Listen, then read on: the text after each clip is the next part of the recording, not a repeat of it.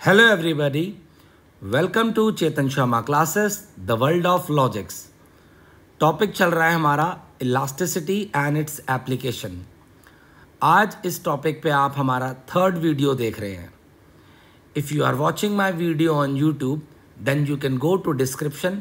You are provided with link of my Telegram channel. You can join the channel for notes. Third box को complete करेंगे हम। 3 applications of supply, demand and elasticity। Heading लिखी है 3 applications of supply, demand and elasticity। हम यहाँ पे 3 applications पढ़ने वाले हैं। कहता है can good news for farming be bad news for farmers. ये हमारी एक एप्लीकेशन हो गई। Why did OPEC the international oil cartel fail to keep price of oil high. Does drug addiction increase or decrease drug-related crime? At first, these questions might seem to have little in common, yet all these questions are about the markets। तीनों questions market से related है, और जब market से related है तो आपको पता है forces of supply and demand काम करेंगे। तो हम 3 versatile tool का इस्तेमाल करेंगे, वो है supply, demand, elasticity। अब हम अपनी पहली एप्लीकेशन देखते हैं। Can good news for farming be bad news for farmers. कहता है imagine you are Kansas wheat farmer. Because you earn all of your income from selling wheat you devote much efforts to making your land as more productive as possible. आपकी income wheat से आती है, आप कोशिश करते हैं कि आपकी लैंड से ज़्यादा प्रोडक्टिविटी वीट की हो सके। आप अपनी लैंड को पूरा चेक करते हैं, देखते हैं कि भैया जो यील्ड आ रही है उसमें पेस्ट तो नहीं आ रहे, कोई डिजीज़ तो नहीं फैल रहे, है ना भैया। और आप लेटेस्ट टेक्नोलॉजी का इस्तेमाल करते हैं, उसकी स्टडी करते रहते हैं कि क्या नई टेक्नोलॉजी आ रही है जिससे मेरी वीट की फसल बढ़े और मेरा इनकम लेवल बढ़े, मेरा स्टैंडर्ड ऑफ लिविंग बढ़े। यहाँ चेक करते हैं। कहता है one day Kansas State University announce a major discovery. Researchers ने देखा, कौन से डिपार्टमेंट ने देखा?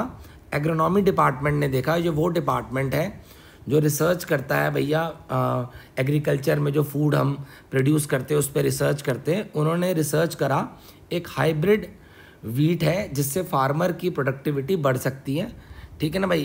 पर एकड़ लैंड हम 20% अब फालतू कल्टीवेट कर पाएंगे। यहाँ देखते हैं how does you react to this news. अब आप कैसा रिएक्ट करोगे? Does this discovery make you better off or worse off than you were before? ठीक है भैया, आपका फ़ायदा होगा या जो भी होगा वो हम चेक करेंगे। अब पीछे मैंने आपको जो पिछली वीडियोस आपने अगर मेरी स्टार्टिंग से देखी हुई है, वहाँ मैंने बताया था 3 स्टेप्स बताए थे आपको। 3 स्टेप क्या थे? पहले स्टेप में हम देखते हैं कौन सा कर्व अफेक्ट होगा, डिमांड अफेक्ट होगा, सप्लाई अफेक्ट होगा या दोनों अफेक्ट होंगे। सेकेंड स्टेप में हम देखते हैं या तो वो राइटवर्ड शिफ्ट होंगे या वो लेफ्टवर्ड शिफ्ट होंगे। थर्ड स्टेप के अंदर हम नया इक्विलिब्रियम डिटरमाइन करते हैं, उससे हम नई इक्विलिब्रियम प्राइस और नई इक्विलिब्रियम क्वांटिटी निकाल लेते हैं। यहाँ पे वो बात बोली गई है, ठीक है जी। अब यहाँ बता रहा है कि भैया हाइब्रिड जो हमारे वीट आए हैं उससे भैया सप्लाई के अंदर राइटवर्ड शिफ्ट आ गया है, ठीक है। फार्मर अब ज़्यादा प्रोड्यूस कर पा रहे हैं, उसी प्राइस पे हमारा सप्लाई कर्व राइटवर्ड शिफ्ट हो जाएगा। जो हमारा प्राइस है उसी प्राइस पे अब सप्लाई कर्व राइटवर्ड शिफ्ट हो जाएगा। ये बातें आपने सप्लाई में सीखी हुई है। डिमांड कर्व पे कोई इफेक्ट नहीं आएगा, उसके अंदर कोई भी शिफ्ट नहीं होगा क्योंकि टेक्नोलॉजी डिमांड कर्व को अफेक्ट नहीं करती है। यहाँ चेक करते हैं does this discovery make farmers better of. जो ये नई जो हमारी हाइब्रिड वीट आए हैं, क्या इससे फार्मर बेटर ऑफ होगा? वो चेक करेंगे हम उसका टोटल रेवेन्यू से, ठीक है जी।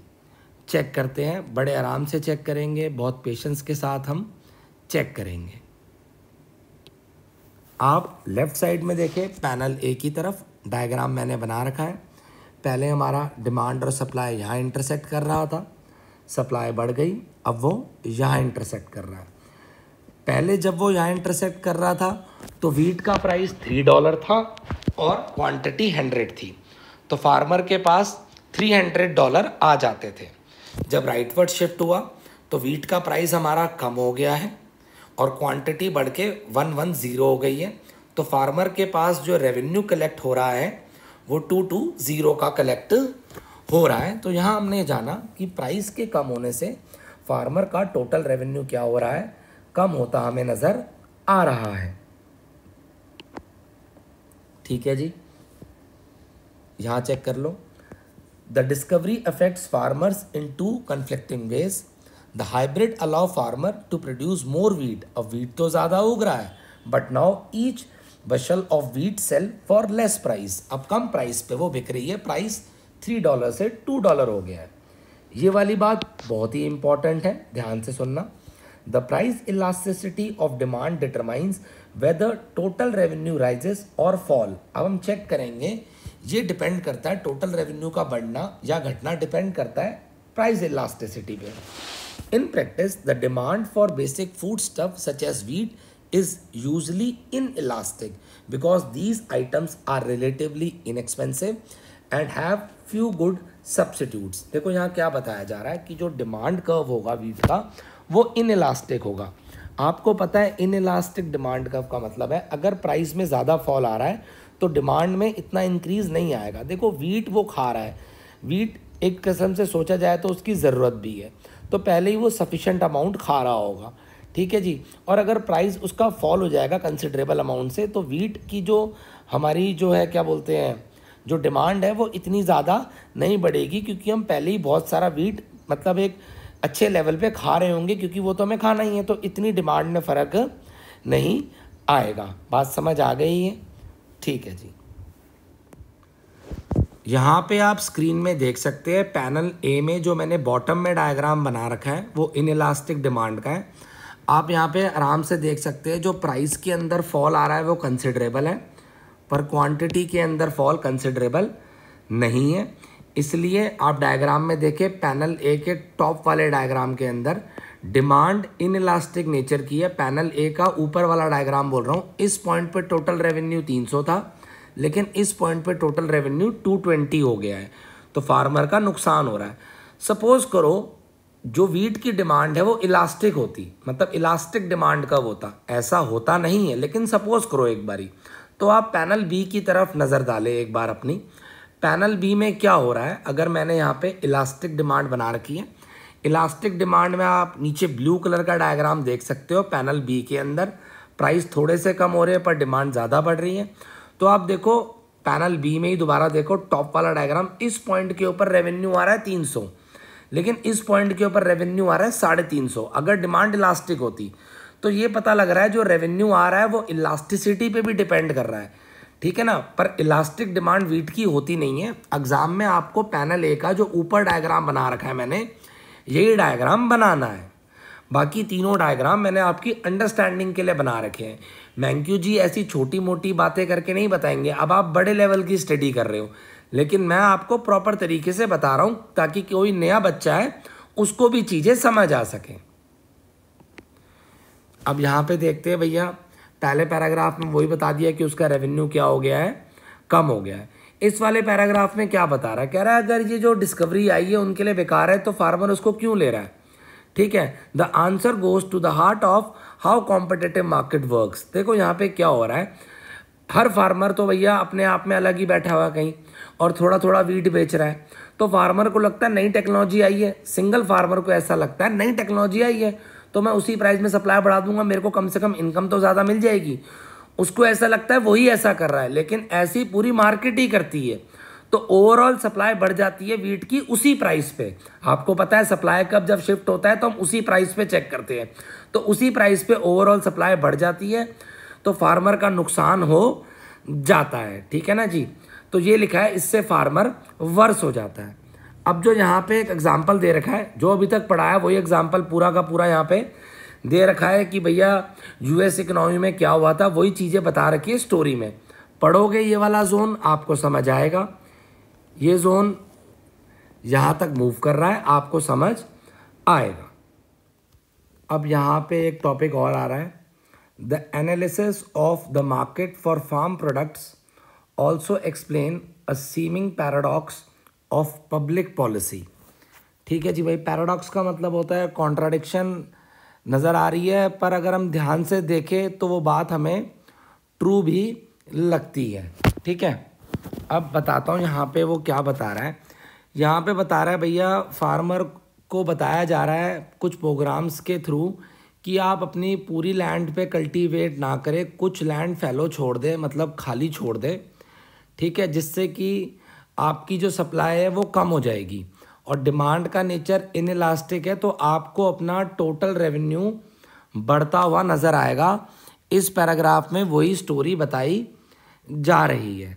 ठीक है, लेकिन फिर आगे क्या बताता है, जब हम फार्मर्स को ये बात समझाते हैं तो इंडिविजुअल सेलर सोचता है, इंडिविजुअल फार्मर सोचता है यार मैं ऐसा करूँगा तो उसी प्राइस पे, क्योंकि सब सप्लाई शिफ्ट होता है तो उसी प्राइस पे शिफ्ट होता है, तो वो सोचता है यार उसी प्राइस पे मेरी सप्लाई क्या हो जाएगी, मेरी सप्लाई कम हो जाएगी और मेरी कमाई भी कम हो जाएगी, मेरी अर्निंग भी कम हो जाएगी।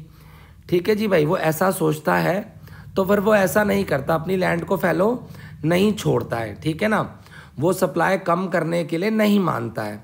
लेकिन अगर सारे के सारे फार्मर मान जाते तो सबका भला हो जाता। ठीक है जी, अब इस वाले पैराग्राफ में यही स्टोरी बताई गई है। मैं इसी स्टोरी को पहले डायग्राम से आपको बता देता हूँ। मैंक्यू जी ने डायग्राम बनाया नहीं है, क्योंकि उनको पता है आप अब इस लेवल पे पहुँच चुके हैं, लेकिन मैं तब भी ईजी करने के लिए बता देता हूँ। ये वो डायग्राम है, आप चेक कर सकते हो। मैंने सप्लाई कम कर दी है, अगर डिमांड इनइलास्टिक है तो भैया जो हमारा ये वाला पॉइंट था, यहाँ पे जो फार्मर का रेवेन्यू था वो $300 था, लेकिन इस पॉइंट पे रेवेन्यू बढ़ गया है, $360 नज़र आ रहा है, तो फार्मर के लिए बढ़िया हो जाएगा अगर ऐसा हो जाए। ठीक है, आगे चलते हैं। अब जो ये वाला डायग्राम बता रखा है यहाँ पे, ये वही स्टार्टिंग वाला डायग्राम है। ठीक है ना, ये वो वाला डायग्राम नहीं है जो हमने बाद में मैंने भी आपको दिखाया है, जिसके अंदर हम सप्लाई कम कर रहे थे।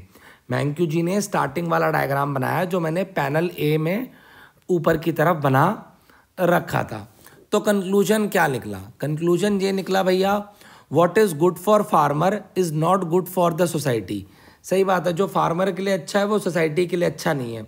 फार्मर के लिए तो यही इच्छा था कि वो सप्लाई को कम कर दे, लेकिन सोसाइटी के लिए अच्छा नहीं है। क्यों? क्योंकि सोसाइटी को गुड्स महंगे मिल रहे हैं। ठीक है ना, and what is good for society is not good for farmer. और जो सोसाइटी के लिए अच्छा है वो फार्मर के लिए अच्छा नहीं है। कहने का मतलब सोसाइटी के लिए अच्छा यही था कि नई हाइब्रिड टेक्नोलॉजी आ जाए, जिससे सप्लाई हमारी बढ़ जाएगी और सोसाइटी को सस्ते रेट पे चीज़ मिल जाएगी, है ना भैया। यही सीखा था ना, $3 के बदले $2 में मिल जाएगी। लेकिन फार्मर का नुकसान है, फार्मर का रेवेन्यू तो कम हो जा रहा है। तो फिर दोबारा बोलता हूँ, what is good for farmers is not good for society, and what is good for society is not good for farmers. ठीक है नहीं भाई, तो यहाँ भी वही बात आपको बताई जा रही है। तो यहाँ पे हमारी जो पहली वाली जो एप्लीकेशन है वो ख़त्म हो जाती है। अब हम अपनी सेकंड एप्लीकेशन पढ़ रहे हैं। Why did OPEC fail to keep the price of oil high.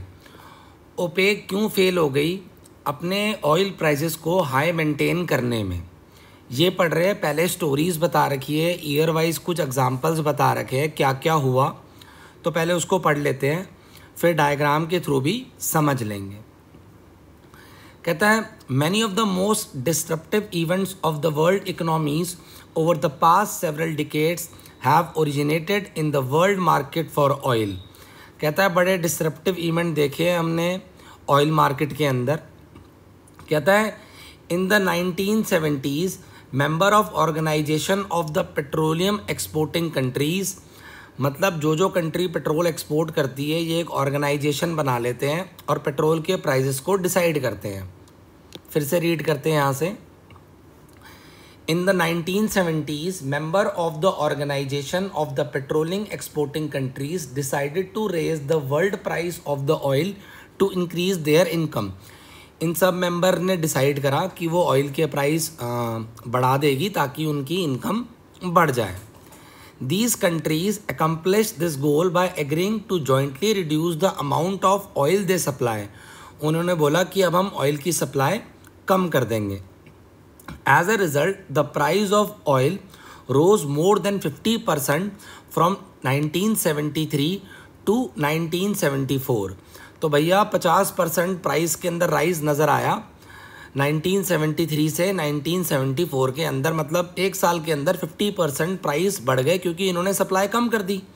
भैया सप्लाई कम हो गई, अब डिमांड तो मार्केट में थी ही ऑलरेडी, तो भैया जब सप्लाई कम है और डिमांड ज़्यादा है, आपको पता है प्राइस तो राइज होने ही है। Then a few year later OPEC did the same thing again. From 1979 to 81 the price of oil approximately double. इसी पैटर्न को कंटिन्यू करा और धीरे धीरे करते हुए 1979 से 1981 तक डबल हो गए price. Yet OPEC found it difficult to maintain such high price. कह रहा है उसके बावजूद भी वो इस हाई प्राइस को मेंटेन नहीं कर पाए। जो कंट्री पेट्रोल को बाहर एक्सपोर्ट करती है वो तब भी इतने ज़्यादा हाई प्राइस मेंटेन नहीं कर पाए। From 1982 to 1985, the price of oil suddenly declined about 10% per year. फिर धीरे धीरे ऑयल प्राइस कम होते हुए हमें नजर आए। Dissatisfaction and disarray soon prevailed among the OPEC countries. इनके बीच में dissatisfaction हो गई। disarray का मतलब है कॉपरेशन नहीं रहा। In 1986, cooperation among OPEC members completely broke down and price of oil plunged 45%। अब इनके बीच में जो वो था, क्या बोलते हैं, जो डिसएग्रीमेंट बढ़ता रहा, कॉपरेशन नहीं रहा और ऑयल प्राइस क्या हो गए भैया, प्लंग्ड हो गए, गिर गए 45% से, बढ़े नहीं अब गिरने लग गए। In 1990 the price of oil was back to where it was in began in 1970s। वहीं पर ही प्राइस आ गए जो 1970s में थे, ठीक है ना भाई। And it stayed at low level through out most of 1990s। फिर मेंटेन कम ही रहे प्राइस लेवल।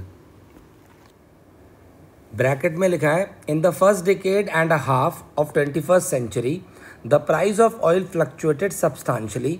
फिर से प्राइस के अंदर फ्लक्चुएशन आई, but the main driving force was not OPEC supply restriction. इस बार ओपेक ने कोई सप्लाई में रिस्ट्रिक्शन नहीं लाई। Instead booms and burst in economies around the world cause demand to fluctuate. कह रहा भैया अब पेट्रोल की डिमांड बढ़ने लग गई और इकोनॉमी के अंदर भैया बूम आने लगा। उनको प्रोडक्शन के लिए पेट्रोल की ज़रूरत है और भी कामों के लिए पेट्रोल की ज़रूरत है, तो बूम आने लगा इकोनॉमिक्स के अंदर, तो भाई डिमांड बढ़ गई। While advances in fracking technology cause large increase in supply. और काफ़ी ज़्यादा ऑयल भी एक्सट्रैक्ट कर रहे थे तो सप्लाई में भी इंक्रीज नज़र आया। आगे रीड करते हैं। The OPEC episodes of the 1970s and 1980s shows how supply and demand can behave differently in short run and in long run। अब हमने एपिसोड्स देखे भाई, 70s के भी देखे, 80s के भी देखे, तो चेक करा वहाँ पे कि सप्लाई डिमांड कैसे बिहेव करती हैं शॉर्ट रन और लॉन्ग रन के अंदर। अब मुद्दा काम का स्टार्ट है। कहता है जो शॉर्ट रन होता है ना उसके अंदर जो हमारी सप्लाई और जो हमारी डिमांड होती है, वो जो पेट्रोल है उसकी सप्लाई और डिमांड क्या होती है, इनइलास्टिक। पहले तो मैं ये बताता हूँ कि सप्लाई इनइलास्टिक क्यों होती है। सप्लाई इनइलास्टिक इसलिए होती है क्योंकि अगर प्राइस कंसिडरेबल अमाउंट से बढ़ भी जाएगा तो पेट्रोल की सप्लाई में इतना चेंज नहीं आएगा। द रीज़न इज़ डैट क्योंकि छोटे टाइम पीरियड के अंदर ये बहुत मुश्किल है कि हम ऑयल की एक्सट्रैक्शन इतनी जल्दी बढ़ा सकें, ठीक है। और शॉर्ट रन के अंदर जो डिमांड इनइलास्टिक होती है वो इसलिए होती है क्योंकि अगर प्राइस पेट्रोल के कंसिडरेबल अमाउंट से बढ़ भी जाते हैं तो जो डिमांड में फॉल आएगा वो थोड़ा सा ही आएगा, क्योंकि जो हम अपनी हैबिट्स है इतनी जल्दी शॉर्ट रन के अंदर बदल नहीं सकते, तो हम इतनी जल्दी रिस्पॉन्ड नहीं कर पाएंगे। तो अगर प्राइस बढ़ भी जाएंगे तो डिमांड थोड़ी सी ही कम होगी, ये यहाँ पे बता रखा है हमें। मैं रीड भी कर देता हूँ। कहता है in the short run both the supply and demand for oil are relatively inelastic. Supply is inelastic because the quantity of known oil reserve and the capacity for oil extraction cannot be changed quickly. Demand is inelastic because buying habits do not respond immediately to change in the price. ठीक है ना। तो फिर short run के अंदर demand curve और supply curve दोनों हमें क्या नज़र आएंगे, स्टीप नज़र आएंगे। अब लॉन्ग रन में नेचर चेक कर लेते हैं, ठीक है। कहता है over longer period, long run में चेक कर रहे हैं, over longer period of time producer of oil outside OPEC responds to high price by increasing oil exploration and by building new extraction capacity. कह रहा है लॉन्ग रन में क्या होगा, थोड़े से जो प्राइस बढ़ेंगे तो कुछ कंट्रीज़ ने तो ओपेक बना ली, अब कुछ कंट्रीज़ ओपेक के साथ नहीं हुई तो उन्होंने क्या देखा, उन्होंने देखा भाई ऑयल के प्राइस बढ़ रहे हैं लॉन्ग रन में, उन्होंने भैया अपने नए प्लांट लगा लिए और पेट्रोल की सप्लाई उन्होंने बढ़ा दी। ठीक है ना भाई, गैसोलीन की सप्लाई उन्होंने बढ़ा दी। जो ओपेक के मेंबर नहीं थे, भाई सारी कंट्री तो ओपेक के मेंबर नहीं बनना चाहिए होगी, तो जो नहीं थी उनको लगा यार प्राइस बढ़ रहे हैं लॉन्ग रन में, उन्होंने अपने प्लांट के साइज़ बढ़ा दिए, एक्स्ट्रा मतलब पेट्रोल की या गैसोलीन कुछ भी बोलो उसकी एक्सट्रैक्शन बढ़ा दी, तो लॉन्ग रन में थोड़े से प्राइस बढ़े तो सप्लाई बहुत ज़्यादा बढ़ गई। अब लॉन्ग रन में डिमांड इलास्टिक क्यों होगी वो भी जान लो, क्योंकि लॉन्ग रन में क्या होगा, कंज्यूमर के पास टाइम है, वो अपनी हैबिट्स चेंज कर सकता है, दूसरी जगह स्विच कर सकता है। लॉन्ग रन में डिमांड इसलिए इलास्टिक है, थोड़े से प्राइस बढ़ेंगे, कंज्यूमर क्या करेगा कि भैया वो किसी और जगह स्विच कर देगा, फ्यूल एफिशिएंट कार ले लेगा, कुछ भी ले लेगा, तो डिमांड कंसिडरेबल अमाउंट से कम हो जाएगी। ठीक है, ये लिखा consumer respond with greater conservation such as by replacing old inefficient cars with newer efficient ones। ठीक है भैया, तो बता दिया कि भैया लॉन्ग रन में जो डिमांड एंड सप्लाई कर्व है वो इलास्टिक है। अब इसी चीज़ का पहले तो इम्पैक्ट डायग्रामेटिकली देखते हैं। मैंक्यू जी ने ही डायग्राम बना रखा है, मेरे बनाने की कोई ज़रूरत नहीं है, क्लियर समझ आएगा। ठीक है ना, क्योंकि सब कुछ अब बेसिक क्लियर हो चुके हैं, बेसिक बात ये है। ठीक है ना, ये देखो भैया यहाँ पे इन्होंने पहले तो यहाँ पे बना रखा है शॉर्ट रन का और यहाँ बना रखा है लॉन्ग रन का। ठीक है, आप देखो शॉर्ट रन के अंदर डिमांड भी हमारा इनइलास्टिक है, सप्लाई भी इनइलास्टिक है, तो उस सिचुएशन में अगर हमारा सप्लाई शिफ्ट हो रहा है, रेड वाले कलर से शिफ्ट नज़र आ रहा है, तो आप देख सकते हो जो प्राइस में इंक्रीज़ आ रहा है वो कंसिडरेबल आ रहा है। ठीक है ना, काफ़ी ज़्यादा प्राइस बढ़ता नज़र आ रहा है, लेकिन लॉन्ग रन के अंदर दोनों कर्व हमारे इलास्टिक है, उस समय सप्लाई अगर कम हो रही है तो इतना ज़्यादा इंक्रीज़ नहीं आ रहा है। तो भैया कंक्लूजन क्या निकला, कंक्लूजन ये निकला कि भैया ओपेक अपने जो प्राइजेस हैं उसको भैया शॉर्ट रन के लिए तो हाई कर सकती है, पर लॉन्ग रन के अंदर वो हाई प्राइस मेंटेन नहीं कर सकती, क्योंकि लॉन्ग रन में सप्लाई और डिमांड कर्व दोनों इलास्टिक नेचर के होते हैं। ठीक है ना, एक बार पीछे लेके चलता हूँ आपको दोबारा से, ये वाली बात यहाँ पे लिखी गई है, तो यहाँ पे लिखा भी है, यहाँ पे द कार्टेल लर्न, कार्टेल मतलब जो ग्रुप उन्होंने बना लिया है, learn that raising price is easier in the short run than in the long run. ठीक है, तो यहाँ पे हमारी सेकंड एप्लीकेशन ख़त्म होती है। अब हम अपनी थर्ड एप्लीकेशन पढ़ रहे हैं, डज ड्रग इंट्रोडक्शन इंक्रीजेस और decreases drug related crime. Introduction का मतलब है जब हम किसी चीज़ को प्रोहिबिट करते हैं। कहता है persistent problem facing our society is use of illegal drugs such as heroin, cocaine, ecstasy और methamphetamine। ये ड्रग्स के नाम है बड़े भयंकर भयंकर भैया, ध्यान से इनकी स्पेलिंग्स को आप याद कर लेना, आपके लिए बेटर रहेगा।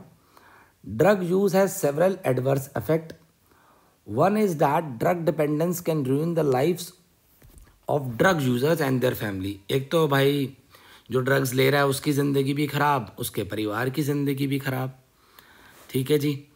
Another is that drug addicts often turn to robbery and other violent crimes to obtain the money needed to support their habit. चोरी करते हैं भैया, क्राइम करते हैं ताकि पैसा मिले, ताकि वो हैबिचुअल तो हो ही चुके हैं ड्रग्स के, ताकि वो ड्रग्स ले सके, है ना भाई, तभी तो वो ड्रग्स ले पाएंगे। To discourage the use of illegal drugs, the US government devotes billions of dollars each year to reducing the flow of drugs into the country. Let's use the tool of supply and demand to examine this policy of drug introduction. Suppose the government increase number of federal agents devoted to the war on drugs. ठीक है भैया, मतलब सख्ताई से कार्रवाई कर रही है government, अपने भैया पुलिस चारों तरफ फैला रखी है। What happens in the market for illegal drugs? क्या होगा? As usual, we answer this question in 3 steps. पहला भैया डिमांड शिफ्ट होगा या सप्लाई या दोनों, ठीक है, आपको पता ही है, ये हम पीछे कर चुके हैं। दूसरा किस तरफ शिफ्ट होगा, राइट वर्ड या लेफ्ट वर्ड। फिर इक्विलिब्रियम प्राइस और इक्विलिब्रियम क्वांटिटी में क्या चेंजेस आएंगे जब नया इक्विलिब्रियम एस्टेब्लिश हो जाएगा। Although the purpose of drug introduction is to reduce drug use, it's direct impact is on sellers of drug rather than the buyers. कह रहा है गवर्नमेंट प्रोहिबिट कर रही है ड्रग्स को, उसका डायरेक्ट इम्पैक्ट सेलर के ऊपर आएगा। क्यों आएगा देखते हैं जरा। कहता है when the government stop some drugs from entering the country and arrest more smugglers it raise the cost of selling drugs and therefore reduce the quantity of drugs supplied at any given price. कह रहा भैया इससे जो drug sellers हैं उनकी cost of production जो होती थी, पढ़ते थे हम, तो उनके खर्चे बढ़ जाएंगे। तो खर्चे बढ़ने से आपको पता है प्रॉफिट मार्जिन कम हो जाएगा, तो भाई सप्लाई भी क्या हो जाएगी, कम हो जाएगी। उसी प्राइस पे अब सप्लाई वो कम कर देंगे। ठीक है जी। The demand for drugs, the amount buyers want at a given price remain the same. Demand curve में कोई शिफ्ट नहीं है, सप्लाई कर्व में लेफ्टवर्ड शिफ्ट आ चुका है। एज पैनल ए वो डायग्राम देख लेंगे। Introduction shift the supply curve to the left, S1 से S2 हो गया, डायग्राम में देखेंगे। The equilibrium price of drug raises from P1 to P2 and the equilibrium quantity falls from Q1 to Q2। Price बढ़ गया है, quantity कम हो गई है। The fall in equilibrium quantity shows that drug introduction does reduce drug use. भाई quantity तो fall हो ही रही है, तो ड्रग का यूज भी क्या हो गया है, कम हो गया। ठीक है जी, आगे बढ़ते हैं। अब ड्रग का यूज तो कम हो गया है, ठीक है जी भैया, सप्लाई शिफ्ट हो गई है लेफ्टवर्ड क्योंकि प्राइस बढ़ते नजर आए और क्वांटिटी कम हो गई। आगे कहता है but what about the amount of drug related crime. To answer this question consider the total amount that drug users pay for drugs they buy. देखते हैं भाई वो कितना अमाउंट पे करते हैं ड्रग को इस्तेमाल करने के लिए। Because few drug addicts are likely to break their destructive habits in response to higher price, it is likely that the demand for drug is inelastic. देखो कितनी अच्छी बात बोल रहा है भैया। कुछ ड्रग हैबिचुअल है, वो अपनी भैया हैबिट्स को नहीं रोक सकते हैं। ठीक है जी भाई, भले ही क्योंकि जो ड्रग्स की डिमांड है वो इन इलास्टिक है। ठीक है, यहाँ से फिर रीड कर लो। Because few drug addicts are likely to break their destructive habits in response to higher price. कह रहा प्राइस के बढ़ने से भैया अपनी हैबिट्स तो ख़त्म कर नहीं देंगे। ठीक है ना। It is likely that demand for drug is inelastic as it is drawn in the figure. हमें पता है भाई डिमांड का इनइलास्टिक का मतलब यही होता है, प्राइस बढ़ जाएंगे तब भी डिमांड थोड़ी बहुत ही कम होगी। If demand is inelastic then an increase in price raises total revenue in the drug market. Inelastic demand है, प्राइस बढ़ जाएगा तो टोटल रेवेन्यू बढ़ता हुआ नजर आएगा। टोटल रेवेन्यू आपको पता है हम प्राइस इंटू क्वांटिटी से निकालते हैं, ये हम पिछली वीडियोस में सीख ही चुके हैं। इनइलास्टिक के केस में अगर प्राइस बढ़ता है तो टोटल रेवेन्यू भी बढ़ता ही है। That is because drug introduction raises the price of drug proportionally more than it reduces the drug use. Price के अंदर ज़्यादा इंक्रीज है और ड्रग की डिमांड में कम फॉल आया है। It raise total amount of money that drug users pay for drugs. अब मतलब उनको ज़्यादा ही पैसा पे करना पड़ेगा। Addicts who already had to steal to support their habits would have even greater need for quick cash। पहले ही वो चोरी करते थे, अब उन्हें और ज़रूरत है कैश की। Thus drug interdiction could increase drug related crime। कह रहा भैया इससे तो क्या होगा, ड्रग रिलेटेड क्राइम और बढ़ जाएंगे। उनको तो और पैसे की ज़रूरत है भैया, उनको ज़्यादा पैसे देने पड़ रहे, क्राइम बढ़ जाएंगे। गवर्नमेंट ने प्रोहिबिट करी ड्रग तो भाई क्राइम तो और ज़्यादा बढ़ जाएंगे। Advocates of drug interdiction might argue that the long run effect of this policy are different from short run effects because of elasticity of demand depends on the time horizon। कह रहा आप short run impact जो होते हैं वो long run में अलग होते हैं, शॉर्ट रन में अलग इम्पैक्ट है, लॉन्ग रन में अलग इम्पैक्ट है। The demand for drug is probably inelastic over short period because higher price do not substantially affect drug use by established addicts. भैया शॉर्ट रन में तो इतनी जल्दी तो हैबिट्स बदल नहीं पाएंगे, पक्के एक नंबर के नशेड़ी है वो लोग। ठीक है ना। But demand may be more elastic over longer periods because higher price will discourage experimentation with drugs among the young and over time lead to fewer drug addicts. कह रहा भाई लॉन्ग रन के अंदर डिमांड इलास्टिक हो जाएगी। ठीक है ना भाई, कुछ डिस्करेज होंगे भाई, यंग्स हमारे नहीं लेंगे तो वक्त के साथ ड्रग एडिक्ट्स हमें कम नज़र आएंगे। ठीक है ना। तो लॉन्ग रन के अंदर इलास्टिक डिमांड पाई जाती है ड्रग्स की। हैबिट छूटेगी, टाइम लगेगा भैया, तो लॉन्ग रन में थोड़े से प्राइस बढ़ेंगे तो फिर डिमांड कम होना स्टार्ट हो जाएगी। In this case drug introduction would increase drug related crime in short run but decrease in the long run. Long run में तो चलो भाई क्राइम कम हो जाएंगे। तो ओवरऑल क्या सीखा, अगर गवर्नमेंट ड्रग को प्रोहिबिट करती है तो सप्लाई लेफ्टवर्ड शिफ्ट हो गया, प्राइस बढ़ते हुए नजर आए, क्वांटिटी कम हो गई, ड्रग का यूज़ कम हो रहा है, लेकिन शॉर्ट रन के अंदर क्राइम बढ़ते नज़र आ रहे हैं क्योंकि हैबिचुअल है, पर लॉन्ग रन में उनकी हैबिट्स कम हो जाएगी। ठीक है भैया, तो फिर थोड़े से प्राइस बढ़ेंगे तो डिमांड कम होती नज़र आएगी ज़्यादा अमाउंट से, तो फिर इलास्टिक डिमांड नज़र आएगी। डायग्राम देख लेते हैं, मैंक्यू जी ने बड़ा अच्छा बता रखा है। यहाँ 2 डायग्राम बना रखे हैं, ए और बी देख सकते हैं यहाँ पे आप। ए डायग्राम के अंदर आपको देख सकते हो गवर्नमेंट ने प्रोहिबिट करी है, सप्लाई लेफ्टवर्ड शिफ्ट हुआ है, तो प्राइस तो बढ़ते हुए नज़र आ ही रहे हैं और इक्विलिब्रियम क्वांटिटी भी कम हो रही है, तो ड्रग का यूज़ तो थोड़ा कम नज़र आ रहा है। लॉन्ग रन के अंदर गवर्नमेंट भाई बता रही है कि लॉन्ग रन के अंदर हमें अब क्या नज़र आएगा, लॉन्ग रन के अंदर हमें ये नज़र आएगा कि अवेयरनेस प्रोग्राम आ रहे हैं भैया, लोग ड्रग्स को कम कर रहे हैं, एजुकेशन दे रहे हैं, तो लॉन्ग रन में डिमांड का लेफ्टवर्ड शिफ्ट होता हुआ हमें नज़र आएगा, जिससे प्राइस भी बढ़ जाएंगे और क्वांटिटी भी कम होती हुई हमें नज़र आ रही है। आप देख सकते हो बी वाला डायग्राम, उसमें सब कुछ नज़र आ रहा है। अवेयरनेस प्रोग्राम आ रहे हैं तो कर्व लेफ्टवर्ड शिफ्ट हो रहा है D1 से D2, प्राइस कम नज़र आ रहे हैं, इक्विलिब्रियम प्राइस P1 से P2, इक्विलिब्रियम क्वांटिटी भी कम नज़र आ रही है। तो यहाँ पे कंक्लूजन है, according to an old quip, even a parrot can become an economist simply by learning to say supply and demand.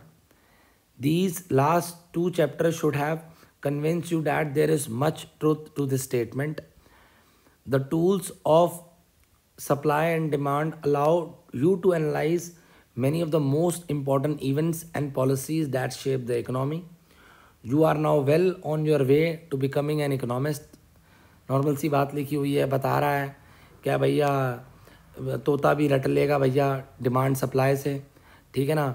लेकिन कुछ चैप्टर ने बता दिया होगा भैया कि अभी भी इको के अंदर बहुत कुछ है समझने के लिए, तोते वाली कहानी यहाँ पे नहीं है कि डिमांड सप्लाई समझ लिया तो आप महान बन गए, ऐसा कुछ भी नहीं है। तो थोड़ा बहुत आपको इकोनॉमिस्ट के रास्ते में ले जाया जा रहा है, ठीक है ना भाई। कुछ मतलब आपको पता लग रहा है कि नहीं ऐसा नहीं है, केवल मतलब प्रॉपर तरीके से एप्लीकेशंस भी अब आपने सीख ली है। So thanks for watching our video. ठीक है जी, मैं आपको बता दूं, ढंग से अगर आप सारी वीडियोस को सुनते हैं तो भैया then sky is your limit, you can achieve your goals, ठीक है ना। अभी तो इनिशियल इकोनॉमिक्स कर रहे हैं, ठीक है ना। मैं यही बोलूँगा कि जितने भी कॉन्सेप्ट मैं आपको बता रहा हूँ प्लीज़ उनको ढंग से घर पे भी रिकॉल करें, ठीक है ना। बार बार आप वीडियो लेक्चर्स को सुन सकते हैं और अगर कोई डाउट आता है तो मेरे को व्हाट्सएप कर सकते हैं 9891156969 पे।